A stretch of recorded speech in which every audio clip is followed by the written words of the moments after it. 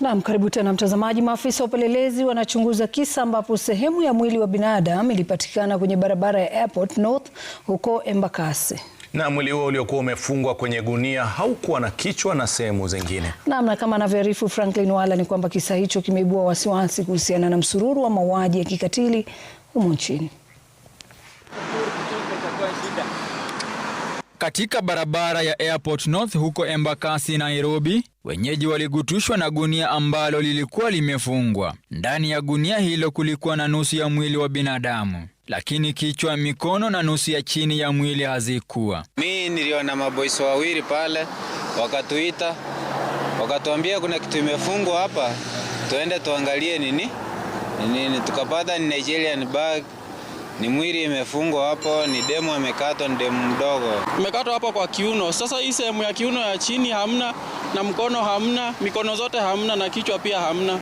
Ni kama alikuwa msichana mdogo juu si mtu amekomaa sana. Polisi walikusanya ushahidi na kusafirisha sehemu hiyo ya mwili hadi makafani ya City kusubiri utambulisho, huku sehemu zingine zikiendelea kutafutwa. Hao watu walikuwa wametumia kitu kama axo hivi ama machine.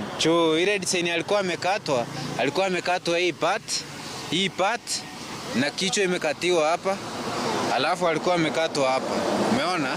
Ile design amekatwa hiyo si panga. Visa vya mauaji ya wanawake vinaonekana kuongezeka nchini. Huko Njoro, kaunti ya Nakuru, mwili wa mtoto Mercy Nyambura aliyetoweka akitoka shule ya msingi ya Sinendet ulipatikana kichakani. Mshukiwa mmoja aliyedaiwa kukiri mauaji alikamatwa. Katika kaunti ya Vihiga, mwanafunzi wa shule ya msingi ya Masana pia alitoweka katika shuleni na kupatikana akiwa ameuawa. Uchunguzi wa maiti ya mtoto Dalon Kanaga unaashiria kuwa alinyongwa kwa kamba na kunajisiwa. Katika kijiji cha Iriani, kaunti ya Tharaka Nithi, mtoto wa miaka 3 Cheryl Gatimu aliyepotea alipatikana ameuawa na sehemu za mwili kunyofolewa. Naweza omba wazazi, kama we ni mzazi uko na mtoto, naweza omba uangalie penye mtoto wako anatembea, ama kama inawezekana ukue unakaa na yeye. Mashirika ya kutetea haki za kibinadamu yanamtaka Rais Ruto kutekeleza mapendekezo ya jopo kazi lililoundwa kuchunguza mauaji na ukatili wa kijinsia nchini.